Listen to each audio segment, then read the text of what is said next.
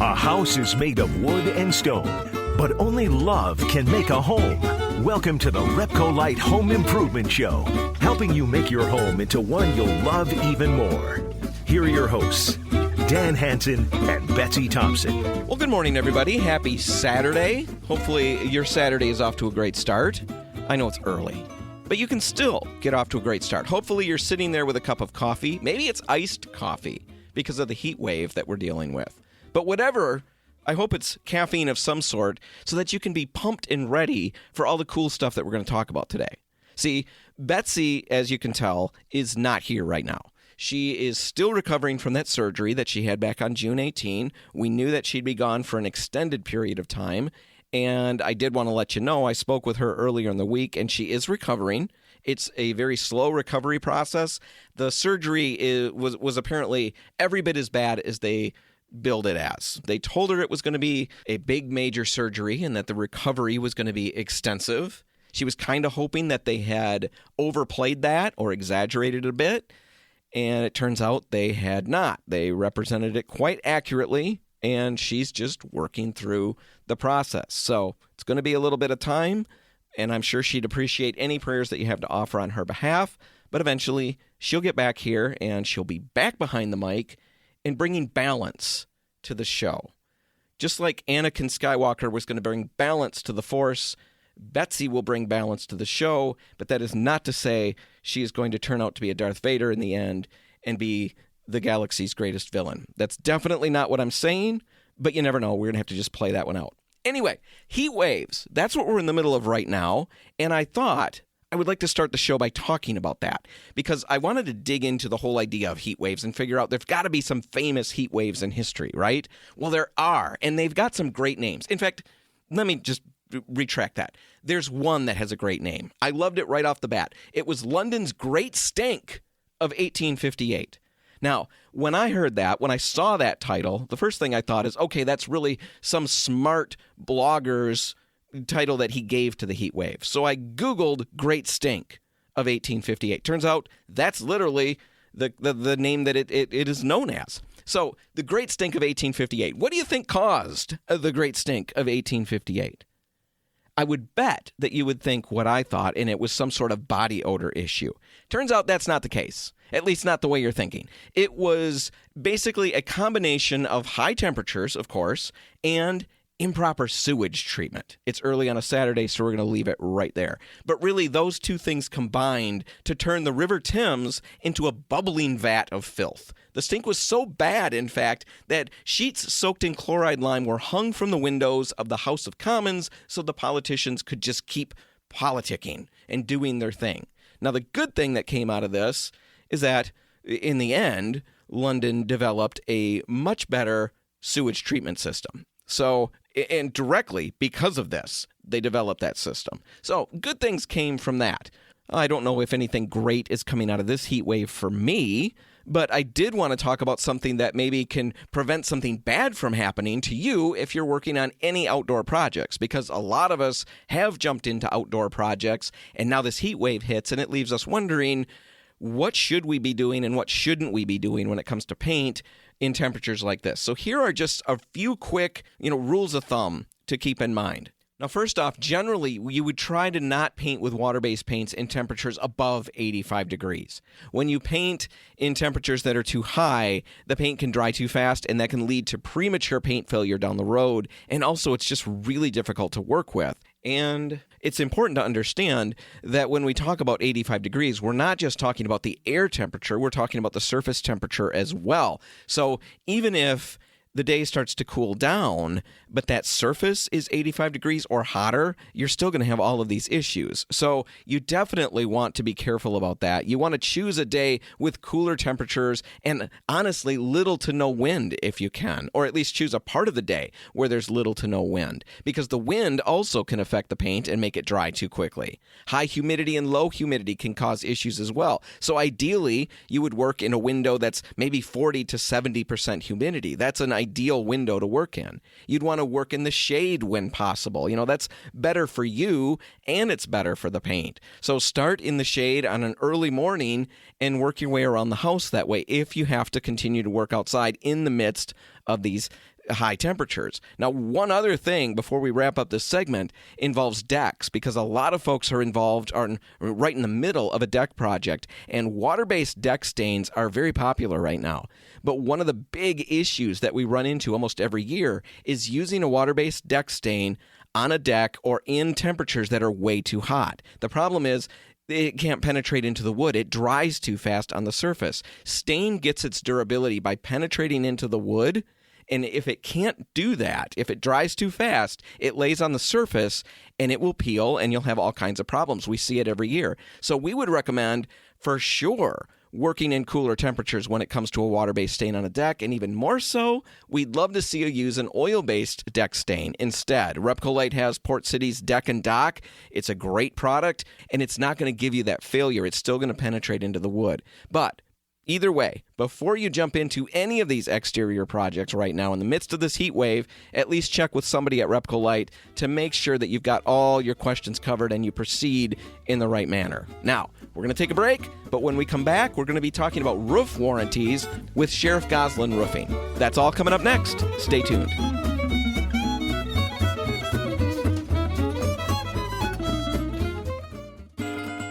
Helping you turn your house into your dream home. This is the RepcoLite Home Improvement Show, presented by Benjamin Moore on News Radio Wood 1300 and 106.9 FM.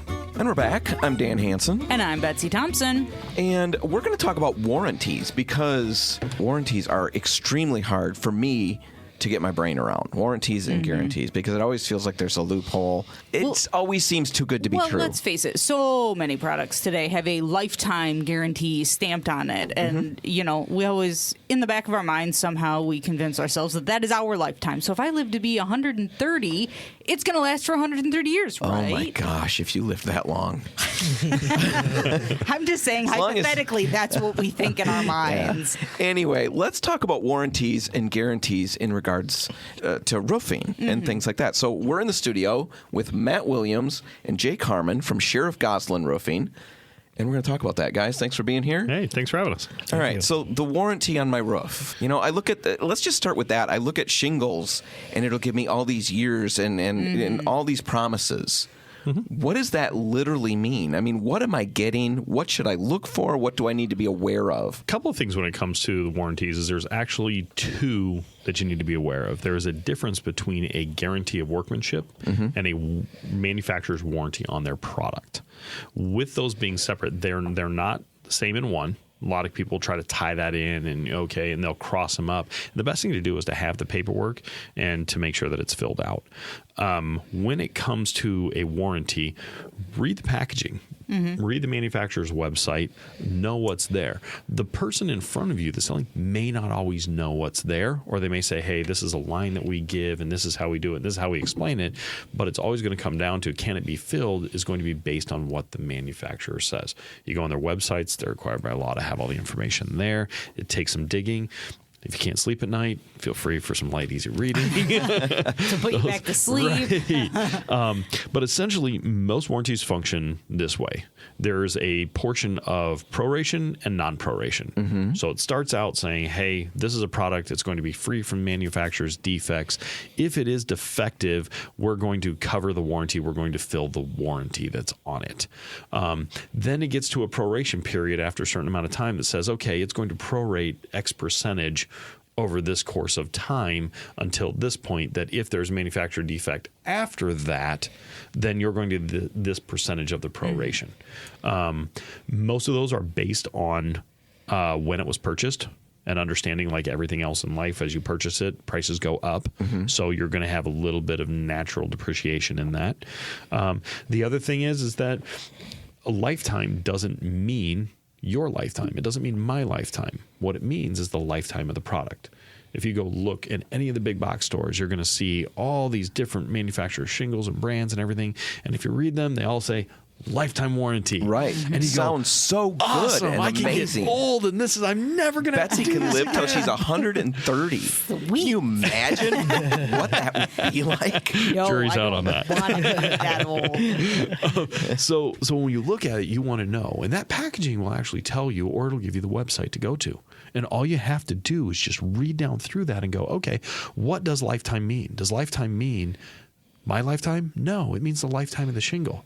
And if the lifetime of the shingle says it's a 15-year shingle, and that's what the warranty is good for. If the lifetime says, hey, it's a 25-year or a 30-year or a 50-year or whatever, it's going to denote what that lifetime is. But it's not necessarily telling me that if I buy a 50-year shingle and on year 40 it fails, does that mean I get a complete redo, or now we're talking about the proration part now? And that's exactly what it doesn't tell you, because failing could mean that it wore out. Failing could mean there's a manufacturer defect. The other thing to consider is that Michigan is an extreme state. So if you read through your warranties, just like your car warranty, okay, it says, hey, change the oil this often in in normal conditions. Well, none of us drive inside of a laboratory every day with, those aren't normal conditions, but that's what their baseline of normal is. Being in an extreme state, there's going to be some further wear and tear on that, shingles on those roofs. And so what you want to make sure is, where am I? What can I actually expect from that? And how does that get filled? So if you have a shingle that says, hey, I am warranted for 30 years, and the first 15 of that is non-prorated, meaning they would give you a full fill on that warranty. Okay, the next 15, there's going to be X percentage. If you're in an extreme state, it will have a different set of rules that go with it for that. And those so it takes some digging, it asking does the take questions, a little bit of digging, and digging if the answer doesn't seem to jive. And a lot because of that people, is, like you said, might not be aware either. They might not know when they give you an answer. And one of the things my dad always told me, my grandpa always told me, hey, if it sounds too good to be true, there's a high likelihood. And those are kind of big things when you look at it, go, okay, what does common sense play in here? And part of that is being able to fact check a little bit. Do they have material with them? Do they have literature? Everybody's got a phone. Everybody's got a computer. Google it. Google it while they're sitting there. That's how a little bit. How do you explain that? The other side of warranty is guarantee. So the state of Michigan is going to require every contractor, roofing or otherwise, to put a guarantee of workmanship on the work that they do. Okay? If I installed it right, if I didn't install it right, if I forgot to put something up there, if I put something extra up there, the state of Michigan says, look, if you're going to do business here and you're going to be licensed by us, you're going to have to guarantee your work. That guarantee has to be filled. We have seen cases where people have, sought legal action after that and won the case because they didn't fill that, but it has to be maintained in guilt. The 1 year period is something that most companies will do. You will see companies that'll do a 3-year, a 5-year, a 10-year. They're out there, and you want to know that. The difficult part of that is that if you look up the Department of Consumer Affairs, you're going to notice that they say most construction contractors, not just roofers, but most construction contractor businesses fail in the first 3 years. Once they're gone, they're gone. They can't fill workmanship on something if they're not in business. So those are things to make sure that you consider when you're purchasing. Hey, maybe I paid $500 more for this, but I know that company is going to be there to fill it if I have an issue. Okay? Where then becomes the price. Price is attached to something that has value in it. Right. Okay. There are times I look at it and guess what? I don't pay top dollar for a clunker off of Craigslist. Okay. Right. Some of us do. Dan does. Some of us even buy that clunker in the dark. We've discussed that before. That was a bad move. I bought a van in the dark underneath a big farm light, and I got home. And you were not the brightest bulb in the box. That's awesome. Next morning, I went outside. It's green? Oh, this might not be good. It's all scratched up. It has holes in the upholstery. So some of us do make the mistake, but not everybody does. Well, and that's kind of why we're having a discussion here. You know what? Think about these things. Put these into your calculation process. Obviously, everybody's different, and so different things have value and different things have worth to them. And you want to make sure you're doing something that fits the style of life that you live for the period that you can. You don't want to go ahead and buy something and go, hey, we need this roof to last us forever because we're going to go in retirement in this home and buy a 10-year roof when you're still 15 years from retirement. Like, buy the right size. Know what the warranties are going to do. Know what the guarantees are going to do. Does the guarantee mean if something's wrong, I'll come out and fix it? Does the guarantee mean I will service this for you every year free of charge. It runs the whole gamut. Does the guarantee mean I put something down on paper and hope you don't call me because then you're going to have to take me all the way to court to go get something done? It can be anything in between there. You have to do a little discovery as the buyer as to what that actually means and what's included with that guarantee. Also with the warranty. The fill on the warranty. We talk about that aspect of it, and we're very deliberate about saying fill the warranty. And the reason being is this. If there's a set of shingles and they come up and they have a manufacturer's defect, what is the manufacturer going to cover? What do they see as warrantable? Do they drive into your driveway, set down a pallet of shingles, and say, "There's your warranty," and drive off? And you're going, "Hey, fantastic! My roof's still leaking," Right? Or do they say, "Hey, we're going to fill this. We're going to cover all the other components. We're going to cover the labor. We're going to haul away the debris." Like nobody thinks about that. That's a lot of stuff up on your roof. People don't think about. If it's all up there, who's going to take it down? Right. What's it going to cost me? Hey, I'm going into retirement. My back's not going to do a roof this year. What is that? Is there more damage? If that causes damage, is there liability insurance that covers a portion of that? Those are the things that you really want to explore, that you really want to look into and say, what am I actually getting in the warranty? What am I actually paying for? And we can dig into that, find it online. Absolutely. Just talk to reputable dealers. Right. And then fact check, I'm supposing, is probably the smartest thing to do. Read the fine print. It is. I've sat with customers before and go, well, and they look a little hesitant, and I go, hey, why don't you go ahead? Let's look it up on the website. You use your phone. You use your computer. Let's check a couple of these websites out. I clearly didn't write that stuff. I'm not that smart. But this is the stuff that's up there. And I'll encourage people to fact check. If you start fact checking somebody on Google and they get real hesitant, maybe that's not the person you want to do business with. Makes sense. Matt, if our listeners, I'm going to let you say something. Okay. Did you want to say more things? Well, when you have someone out to kind of look at, especially something like a roof like that, they should be handing you up front what their warranty is with all the nitty-gritty paperwork, and they should know what it says. How many times have you looked at that big piece of paper and actually read through it? I will go line by line with it with a customer so they fully understand what they're getting. Right. And some warranties require additional inspections. Some warranties don't.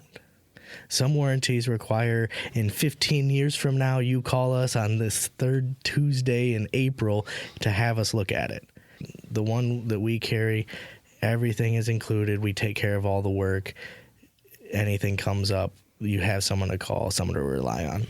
And if our listeners do want to get in touch with you guys and maybe just ask you a few more questions about some of this, how's the best way for them to get in touch, Matt? Our best number to reach us at is 231-798-7783. Or you can visit us at our website. That will have all the information as well as our warranties and our guarantees at sheriffgoslinmuskegon.com. And Sheriff does have 2 R's and 2 F's. 2 R's and 2 F's. Mm-hmm. Well, Betsy, you got another 100 years to go or so before you're going to check out of this Slightly life. less. But Matt and Jake only have a few more seconds. Right. Not for the life, just for the show. Wow. Yeah, Jake paled. I don't have that power. No, you don't. If I did, I wouldn't exercise it. Jake and Matt, thanks for being here. Hey, thanks for having having us. Now, all right, we're going to take a break, but when we come back, we're going to be talking about the WD-40 of cleaners. And really, it's hard to get excited about a cleaner, but this one is really cool, and it has so many different uses. You're going to want to stick around for this. That's coming up next. Stay tuned. If you want to take your DIY skills up a rung, the RepcoLite Home Improvement Show is here to give you a boost. On News Radio Wood 1300 and 106.9 FM. And we're back. And before we get to this segment, I want to just let you know this was recorded right before COVID really reared its ugly head. So we could see it overseas, and we knew a little bit that something was going on. But Betsy and I recorded this before it hit here and before lockdowns and before all of that. So if you wonder why we don't reference it more in the segment, that's why. Well, Betsy, I don't know if you remember these things when you were little. Okay. I don't know if they were around as much when you were little, but when I was little, I lived for summer vacation, of course. Yeah. Every kid does. But we would watch, we had a sequence of shows that we watched. Yeah, it would yeah. start with, I forget what the first game show was, but the big one. You know, the show that we built everything, our whole afternoon around, Right. or our morning around, was Yeah. The Price is Right. Yes. Okay, so Bob Barker, Yep. The Price is Right. Right. And then after that, shortly after that, there would be I Love Lucy, Okay. I Dream of Jeannie, Yep. you know, Leave It to Beaver, all those little black and white shows from Yeah. the 50s Right. that we would watch on another channel. In between Yeah. The Price is Right and then the golden land of, you know, Leave It to Beaver and all of that, there were infomercials. Oh, yes. Do you remember those? Yes, they still have them occasionally, but now they're like really out there. Well, they're out there, and then the crowd claps, and they're all so happy to be there, yeah. and they're selling knives that can cut through cement blocks and still Yeah. slice your tomatoes, and, you know, the vacuum cleaners that do amazing things. Yes, they suck up a bowling ball. Do you remember that one where Yes. they hold up a bowling ball? Yes, Yeah. yes. So, infomercials. Yes. That's what we're trying not to do with this segment, right? Long way to get there. Yeah. But we're going to talk about a product, and I'm very nervous that it's going to come off that way.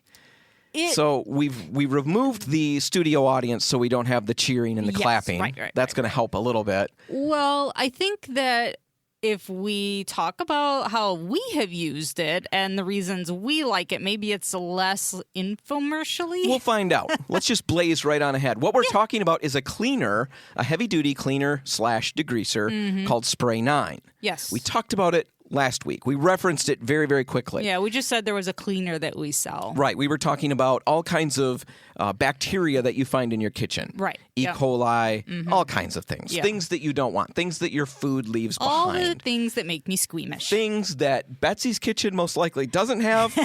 Things that are probably rampant in mine. Because I wasn't aware of all of these things. Right. Anyway, we mentioned Spray 9 is a cleaner that will kill most of those really bad, yucky things. Oh, yeah. And what we really think, I mean, right away to lead with, that makes it so interesting to Yeah. me, is that Spray 9 will kill all of those things, but it will do so in 45 seconds or less, under a minute. Yeah, because most cleaners, like all those Clorox wipes and all the spray cleaners that you see, you have to leave it on there. If you actually read the directions, you have to leave it wet for 10 minutes. And to me, sometimes that means that you have to reapply whatever in order to keep it wet for 10 minutes. And who's got 10 minutes to wait? So in under 45 seconds, I could be killing the H1N1 virus. I could be killing the influenza A and influenza A2 viruses, salmonella, E. coli, hepatitis B and C, MRSA, all kinds of viruses I Wow. could kill in less than a minute. Wow. I know, wasn't that impressive? It is. You Those are listed the all things those I like things to off. kill because I do not want to be around them. All of it in that short amount of time. Yeah. And that's just one aspect of what this cleaner is good for. So it can Right. be used in those industries, you know, in the medical profession, in places like that. Yeah. It's also used in like industrial cleaning, you know, professional yeah. cleaning companies who go through and clean, you know, Right. the toilets and bathrooms and things like that. Again, a perfect cleaner for that. But it's good for everybody. That's the infomercial-y part. God, that felt like an infomercial. Yeah, but it is true. I mean, It there is are true, so many but uses. I wish I could have said it a different way. Well, and originally they were using it to clean like the white walls of tires back when they first came out with it. That's what they were using it yeah, for. they created it in 1956. Yeah. Yep. And it was the first cleaner where they put everything in a spray bottle. Yeah. Right before then, you would mix all your Yeah, cleaners right, and stuff, right. and how you got it in a spray bottle, all in one, ready to go. Right. And that was a big hit. And I think by 1968 they added a disinfectant to it. Right. And yes, originally it was for cleaning cars and stuff Mm-hmm. like that. So it's made to really cut through all the road grime and stuff on the Yeah. white wall tires, you know, so that looks white and shiny Right. and perfect. And it was such a hit. Yeah. In fact, it reminds me a lot of WD-40 in a sense. Made for one Yeah, purpose, a very right. specific Yep. need. And then it becomes, people realize how handy it is in so many different situations. Right. And it gets used everywhere. Now, Spray 9 is not as well known as WD-40. And that's Right. why we're talking about it now. Because if you start using it, you know, in the home or things like that, we know you're going to find just a million uses for it. Well, you can use it for all those industrial things like you were talking about, you know, in hospitals and schools and things like that. But it is great for the home because you can use it in your kitchen, like we said, to kill those viruses. Kill those and the viruses, but also to bacteria. degrease. Yeah, remove to degrease. grease and I'm yuck thinking from the oven, the my stove. gets really greasy. You use it for that. I like to tell people to use it when they're about to repaint some cabinets. I like to tell them to use this, especially right around the stove where all that grease tends to collect. This will cut through that and leave that surface really nice for you to paint. It helps with the scuff marks. If you don't have Scuff-X, this is great at getting scuff marks off your walls where kids kick their shoes and hit the wall. Right, so you've got a lot of home applications. The bathroom. Oh, yeah. Oh, yeah. Introduce Spray 9 to your toilet. Introduce your toilet to Spray 9. Meet Spray 9. Yeah. No, really. I brought some home in anticipation of this segment because we've used it here in the studio and stuff, but I brought it home and went to town on the oven, on the stove, the bathroom, things like that. That's all great. The big thing that really swayed us about Spray 9 was when we used it on our grill for some of the cookouts that we had done a couple years ago or so. Yeah. I remember tackling this grill that had never been cleaned or only cleaned once. And it was just... because how many people really clean their grill? But, at some point you look at it and you go, oh, the grease has accumulated down in that bottom area. Yeah. And we tried to get it out. With other cleaners, other Right. degreasers, and Yeah. it cut through so much faster. Yeah. So perfect for that. You can kill mold and mildew on your siding, remove it. If you Yeah. leave it on, I think it's up to 3 minutes or so before rinsing it off, it will actually make it harder, inhibit the growth of new mold and mildew. Right. And what's really interesting about it is a lot of the times you can spray it on dirty siding and it just goes to work and starts to rinse it off without even having to scrub it. Now, we Right. always recommend scrubbing Of it, course, yeah. but it's really, fun to see it start to eat through stuff right away and get the dirt dripping right off the side. Right. And it comes in a spray bottle and a gallon. So you can buy a gallon of it and do like you were talking about your house, or you can put it in a different spray bottle. I love buying the gallon and then using one of those wallpaper pump-up sprayers that we've talked about because I'm Talk not gonna about them lie. again because not everybody knows. Those are super cool and that was a really good idea. Yeah, it's it's about a quart size, so it's about the same size as your normal spray It's bottle. like a of spray material. bottle on steroids. It's a little bit big. Well, it's like one of those garden sprayers where you pump it up Not as and big then as that, you pull though. the trigger. Not nearly as big. Doesn't Like I have a said, it's hose quart and all of size. that. Right, but you put the product in there, you pump it up, and then you just pull the trigger, and it sprays for you. It saves your hand because, not gonna lie, my hand gets very tired with a normal spray bottle. Yeah, that spray bottle thing is a really good hack I love that for a lot of thing. different things. I cannot recommend those enough for the price. Yeah, they're oh my goodness. not expensive. There's No. not a lot that goes wrong with them. They And you last just and last. refill. It's cheaper to buy a gallon of product than it is 4 of the regular spray bottles. So why not buy one thing that you can continually use? Yeah, so Spray 9, it's got a ton of different uses: industrial cleaning, commercial cleaning, cutting through grease on machinery, engines, Yeah. cleaning tires, cleaning bug splatter off of your car. So if you've driven through any of the locust-plagued areas around our world right now, Right. you can clean all the guts off pretty easily. Yeah. What else? RVs, campers. It'll even clean off bird droppings and things from our summer furniture. Yes. When we eventually get that outside. I'm waiting for them to come out and say it kills the new virus, that coronavirus that, runs rampant everywhere. Yeah. We don't know. We can't make that claim we yet. don't know We're yet, not but- scientists per se. No, but we should recommend it we'll recommend it to the World Health Organization. Yeah, I've got a direct link to there. We have Spray 9. Try it. Yeah, my emails go straight to their garbage. So Right. anyway, Spray 9. I know that feels infomercially. Maybe it doesn't to other no, people, I think though. it probably Maybe does. it's just in your brain. But the thing is, it's a good product. It is. It's not expensive. We've got it at all of our stores. Yep. Any RepcoLite and Port City Paints. Give it a try. Mm-hmm. And yeah, I got a feeling, like Betsy said, if nothing else, it's great for paint prep. Yeah. When you're getting ready for that next project. And it can even remove the wallpaper paste residue. Yes. If you've happened to strip wallpaper recently. Because you never want to just put paint over top of a freshly stripped wallpaper you will wall. end up with a mess. No, you've got to make sure you've cleaned all that residue off. Right. Spray 9 is one way you could do that. Right.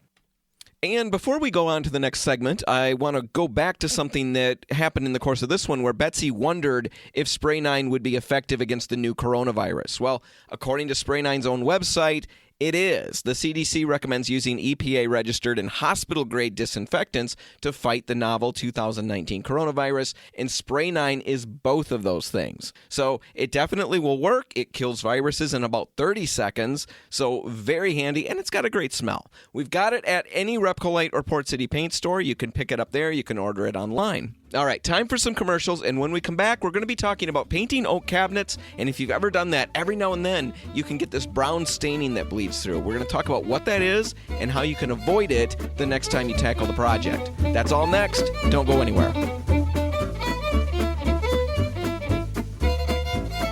If you want to take your DIY skills up a rung, the RepcoLite Home Improvement Show is here to give you a boost on News Radio Wood 1300 and 106.9 FM. Well, Betsy, one of the most perennial topics, whenever we go anywhere and people are around, they come up and ask, invariably, the conversation is going to get to kitchen cabinets and how to do that project. And what's really fun, or no, not fun, what's really surprising about that whole thing is that the lead question is usually, can I paint my kitchen cabinets? Yeah, it doesn't matter how many times we talk about it. There are still questions. And, to be honest, we are constantly learning things. People say, oh, well, I came up with this little issue that I had. And so it makes us rethink. And then, we add little details into our conversations with people after that. Right, because, to try to... somebody, ran into this problem that we never thought of, so now we'll throw that into everybody when we talk to them. And it is really fun. That's one of my favorite things about working for RepcoLite, the small company that it is.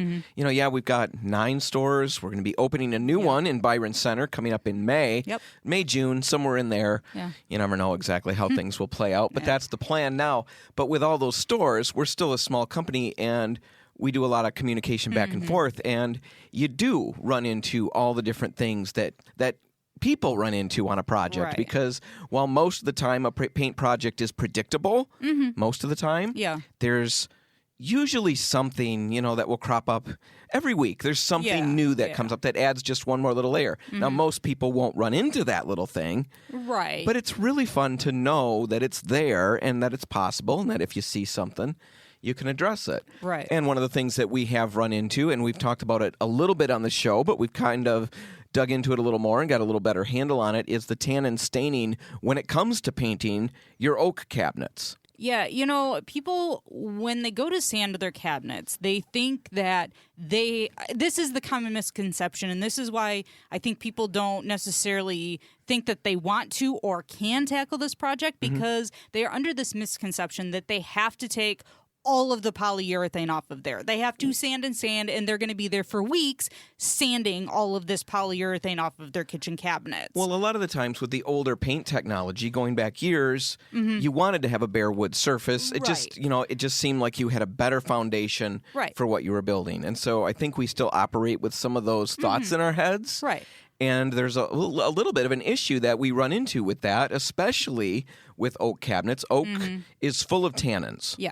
And the varnish or the lacquer or whatever is on your cabinet doors now, in most cases, seals that in.